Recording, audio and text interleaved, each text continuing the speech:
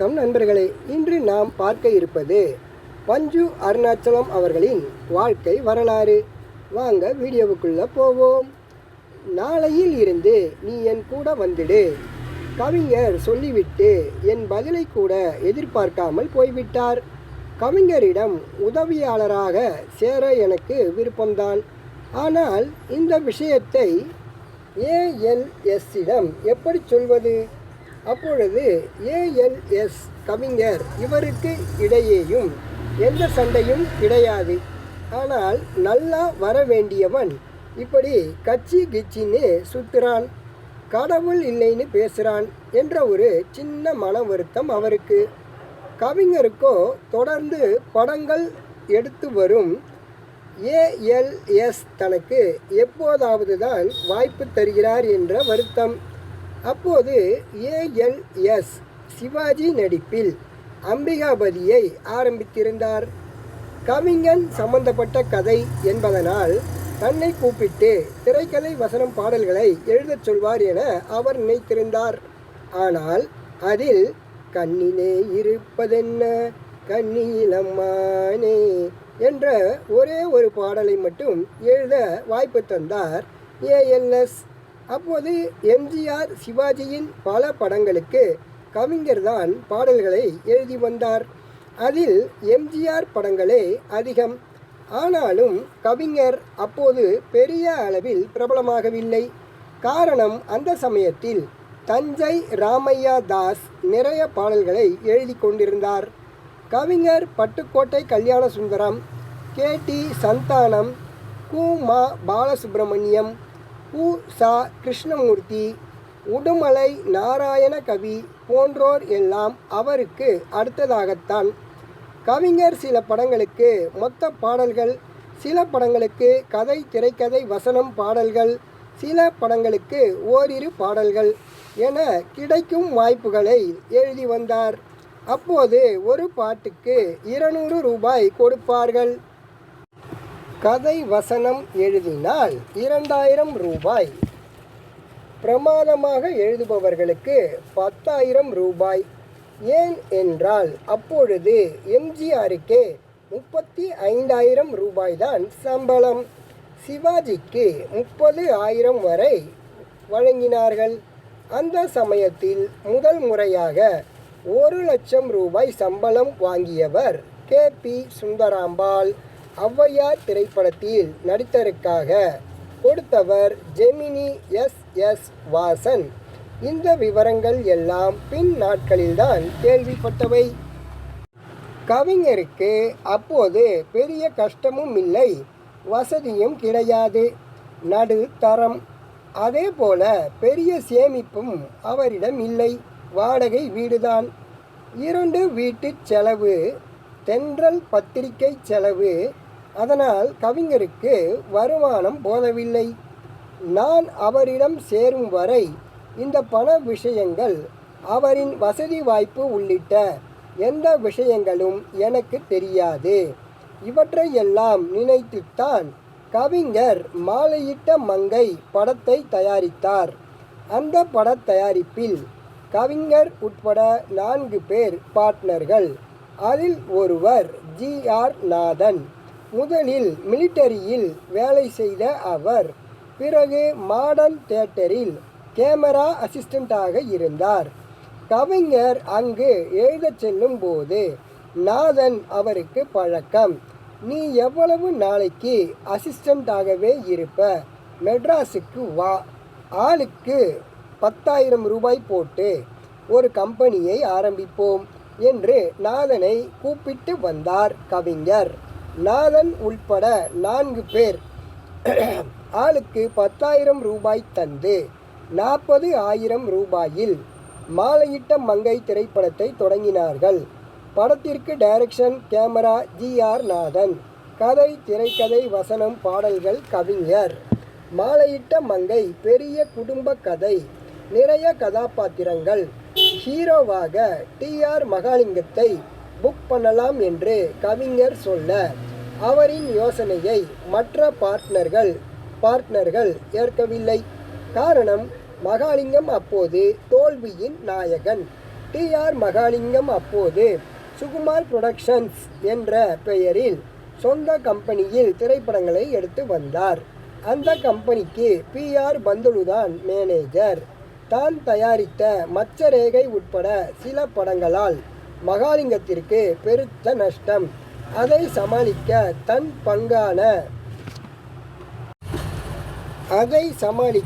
தன் பங்களா உட்பட அனைத்தையும் விற்றுவிட்டு அடையாறில் வாடகை வீட்டில் குடியிருந்தார். அதன் வாடகையை கூட கட்ட முடியாமல் மனைவியின் தாலியை அடகு வைத்து இருந்தார். பாப்புலாரிட்டி போனதால் வழக்கமாக வரும் வெளியூர் கோயில் கச்சேரிகள் கூட அவருக்கு வரவில்லை. ஆனாலும் தன் பார்ட்னர்களை சமாளித்து மகாலிங்கத்தையே புக் செய்தார் கவிஞர். அப்போது அவருக்கு 1000 ரூபாய் அட்வான்ஸ் தந்திருக்கிறார்கள். அது இன்றைய பல லட்சங்களுக்கு சமம். நீங்கள் எனக்கு மறு வாழ்க்கை கொடுத்துருக்கீங்க, சந்தோஷம் என கவிஞரின் கைகளை பிடித்து கலங்கி இருக்கிறார் மகாலிங்கம். பல சிரமங்களுக்கு மத்தியில் கவிஞர் அந்த படத்தை எடுத்து முடித்து இருக்கிறார். ஆனால் அவரால் அந்த திரைப்படத்தை விற்க முடியவில்லை. கடன் வாங்கி போட்டு படத்தை பண்ணிவிட்டோம், செலவான பணத்தை மட்டும் கொடுத்து விட்டு நீங்களே ரிலீஸ் பண்ணுங்க. ALSயிடம் கவிஞர் இவ்வாறு கேட்டிருக்கிறார். ஆரம்பத்தில் ரிலீஸ் பண்ண யோசித்த ALS பிறகு விஸ்வநாதன் ராமமூர்த்தி மியூசிக் நல்லா இருக்கு, கவிஞரின் பாடல்களும் பிரமாதமாக இருக்கு, 2.5 லட்சம் ரூபாய் பெரிய விலையும் கிடையாது, பண்ணித்தான் பார்ப்போமே என்று ரிலீஸ் பண்ணி இருக்கிறார். படம் மிக பெரிய ஹிட்டு. அப்போது திமுக வளர ஆரம்பித்திருந்த நேரம். திராவிட பொன்னாடே பாட்டு வரும்போதே தியேட்டரில் பயங்கர கிளாப்ஸ். மகாலிங்கத்துக்கு பெரிய பெயர். அடுத்த 2 வருடங்களில் 20க்கும் மேற்பட்ட திரைப்படங்களில் நடித்து நன்றாக சம்பாதித்து சொந்த ஊர் சோழவந்தானில் ஏகப்பட்ட நிலங்கள் பங்களாக்கள் வாங்கி மகாலிங்கம் செட்டிலானார். மனோரமா அதில்தான் அறிமுகம். எத்தனையோ நாடகங்களில் நடிச்சிருக்கேன். 10 படங்களுக்கு கதாநாயகியாக இருந்தால் கூட சந்தோஷம்தான். என்னை போய் காமெடி ரோலில் நடிக்க சொல்கிறீங்களே, கவிஞரிடம் சொல்லி அழுது இருக்கிறார். காரணம், அப்போது காமெடிக்கு சம்பளமும் குறைவு, மரியாதையும் குறைவு. பருவம் இருக்கும் வரைதான் கதாநாயகிக்கு மவுசு. நகைச்சுவை பண்ணினா நீ சாகர வரைக்கும் நடிச்சுக்கிட்டே இருக்கலாம் என நிதர்சனத்தை உணர வைத்து மனோரமாவை நடிக்க வைத்திருக்கிறார் கவிஞர். அவர் சொன்னது போலவே அந்த படத்தின் காமெடி பெரிதாக பேசப்பட்டது.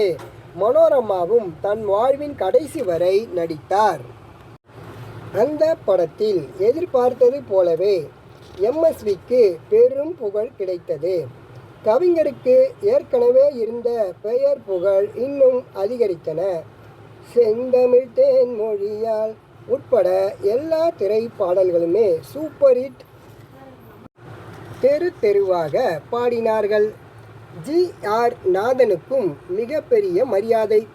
இந்த திரைப்படம் ரிலீஸ் ஆகும்போது நான் காரைக்குடியில் இருந்தேன். இவை எல்லாம் மெட்ராஸ் வந்து ALS ஸ்டூடியோவில் வேலை செய்யும்போது நான் கேள்விப்பட்டவை. பிறகு கவிஞர் சிவகங்கை சீமை என்ற திரைப்படத்தை எடுத்தார். வீரபாண்டிய கட்டபொம்மன் ரிலீஸ் சமயத்தில்தான் சிவகங்கை சீமை திரைப்படமும் ரிலீஸ் ஆனது. எனக்கு கட்டபொம்மனை விட சிவகங்கை சீமைதான் மிகவும் பிடிக்கும். காரணம், கவிஞரின் அற்புதமான வசனங்கள், பாடல்கள். ஆனால் சிவகங்கை சீமை திரைப்படம் சரியாக போகவில்லை.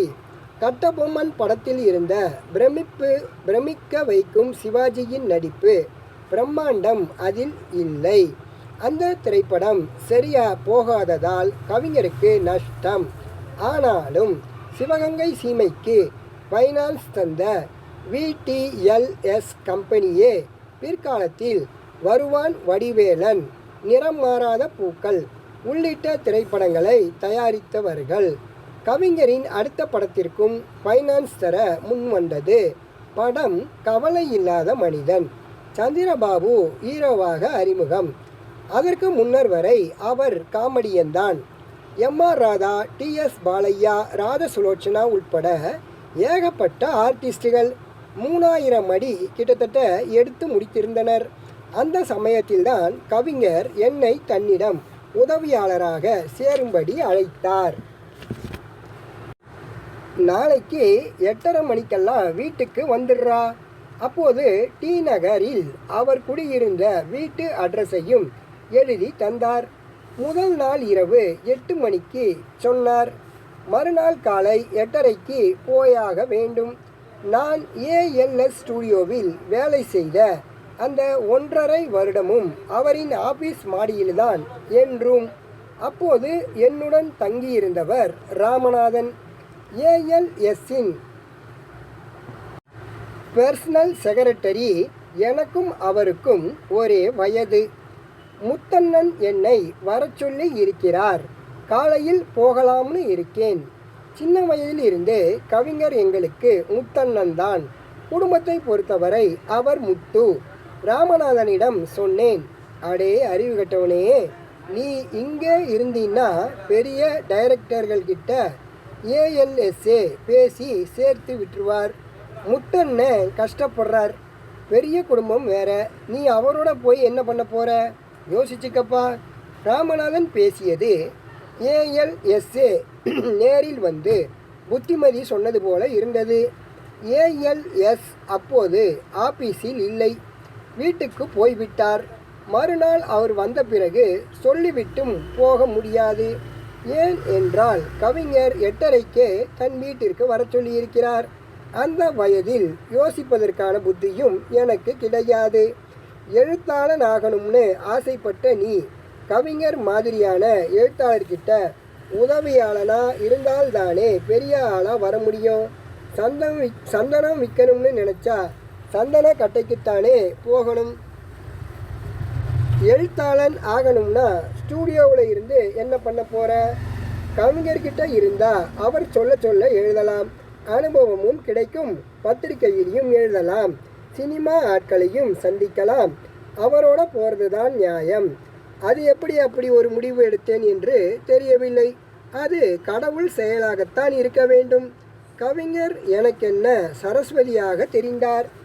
மறுநாள் காலையில் வழக்கத்தை விட முன்னதாகவே கிளம்பி ஸ்டூடியோவுக்கு போகிறேன் என்று ராமநாதனிடம் போய் சொல்லிவிட்டு டி நகருக்கு பஸ்ஸை பிடித்தேன். பனகல் பார்க் வந்து இறங்கி கவிஞர் எழுதி தந்த விலாசத்தை கேட்டு வீட்டை தேடி கண்டுபிடித்து 1/2 மணி நேரம் தாமதமாக 9 மணிக்கு போய் சேர்ந்தேன். வாப்பா, அவர் 8 மணிக்கே ரெடியாகிவிட்டார். பஞ்சுவை வர சொல்லியிருக்கேன், அவளை கூட்டிக்கிட்டு போகணும்னு சொல்லி இவ்வளோ நேரம் உனக்காகத்தான் உட்கார்ந்திருந்தார். சித்தி என்னை வரவேற்றார். கம்பெனியில் இருந்து கார் வந்துடுச்சு, மற்றவங்க எல்லாம் வந்துடுவாங்க, நான் போகிறேன். அவன் வர்றானா வரமாட்டானான்னு தெரியல. ஒருவேளை ஏஎல்எஸ் போக வேணாம்னு சொல்லியிருக்கலாம். அவன் வந்தால் இந்த அட்ரஸுக்கு வர சொல்லு. கவிஞர் தன் கைப்பட எழுதி தந்திருந்த அட்ரஸை சித்தி என்னிடம் எடுத்து தந்தார். 2 பஸ் மாறி 1.5 மணி நேரம் தாமதமாக 10:45க்கு போனேன். அது ராதாகிருஷ்ணன் சாலைக்கு பின்னால் உள்ள தெரு. அங்குதான் பத்மினியின் வீடு, எம்.எல். வசந்தகுமாரி வீடு எல்லாம் இருந்தன.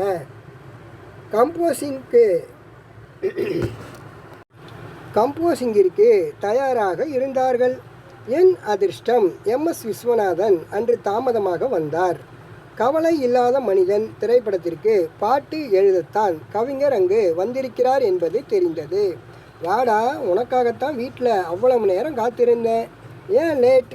வீண் அலைச்சல் தானே உனக்கு. சீக்கிரம் வந்திருந்தா என் கூட கார்லேயே வந்திருக்கலாம்ல. சரி உட்காரு என்ற கவிஞர், இவன் என் அண்ணன் பையன் எம்எஸ்வியிடம் என்னை அறிமுகப்படுத்தினார். சென்னையில் இருந்து என்னோட ஒர்க் பண்ணுறான். கவிஞர் சந்தோஷமாக சொன்னார். டேய், உனக்கு பாட்டு எழுத தெரியுமா? எம்எஸ்விக்கு ஆச்சரியம். படிச்சிருக்கேன், கவிஞர் சொல்ல சொல்ல எழுதுவேன். என்னிடம் இருந்து பயமும் பவ்யமுமாக பதில்கள் வெளிவந்தன. பரவாயில்லை கவிஞரே, உங்களுக்கு வாரிசு தயாராகிடுச்சு. இப்போ டியூனும் ரெடி ஆகிடுச்சு. நல்ல டியூன் அமைந்துவிட்ட சந்தோஷம் எம்எஸ்வியிடம். கம்பெனி உதவியாளர் என்னிடம் ஒரு நோட்டும் பேடும் தந்தார். பஞ்சு, எழுதிக்கோ. கவிஞர் சொல்ல சொல்ல நான் எழுதினேன். அவ்வளவு வேகமாக சொல்கிறார். நானும் கிடுகிடுவென எழுதினேன். டே, உன் கையெழுத்து முத்து முத்தாய் இருக்குடா, எம்எஸ் விஸ்வநாதன் சொன்னபோது ஏதோ அந்த பாடலை கவிஞருக்கு பதிலாக நானே எழுதியது போல எனக்கு அப்படி ஒரு சந்தோஷம். தவறு இல்லாமல் எழுதிவிட வேண்டும் என்ற எண்ணத்தில் எழுதியதால் அந்த பாடலின் கருத்தை அப்போது அவ்வளவாக நான் உள்வாங்கிக் கொள்ளவில்லை என்றே சொல்லுவேன். பிறகு நிதானமாக படிக்கும்போது டியூனை கேட்டவுடன் எப்படி இப்படியான வரிகள் கவிஞரிடம் இருந்து உடனுக்கு உடன் வருகின்றன? எனக்கு பெரும் வியப்பு. ஆனாலும் அது காலத்தால் அழிக்க முடியாத தத்துவ பாடலாக இருக்கும் என நான் அப்போது நினைக்கவில்லை. வாசிப்பும் வாழ்வியல் அனுபவமும் சேரும் புள்ளியில்தான் அவரின் பாடல்கள் உருவாகின்றன என்று பின்னர் நான் உணர்ந்து கொண்டேன். ஆம், கவிஞரிடம் உதவியாளராக சேர்ந்து அவர் சொல்ல சொல்ல நான் எழுதிய அந்த முதல் பாடல், பிறக்கும் போதும் அழுகின்றாய், இறக்கும் போதும் அழுகின்றாய். நன்றி நண்பர்களே, மீண்டும் அடுத்த தொடரில் சந்திப்போம். இந்த நம்ம பஞ்சு அருணாச்சலத்தின் தொடர் ஏற்கனவே நான் போட்டிருக்கேன். பார்க்காதவங்க நம்ம யூடியூப் சேனலை சப்ஸ்கிரைப் பண்ணிவிட்டு போய் பாருங்கள். இன்னும் இவரோட வரலாறு தொடர்ந்து நம்ம அடுத்தடுத்த வீடியோவில் பார்க்க போகிறோம். நன்றி.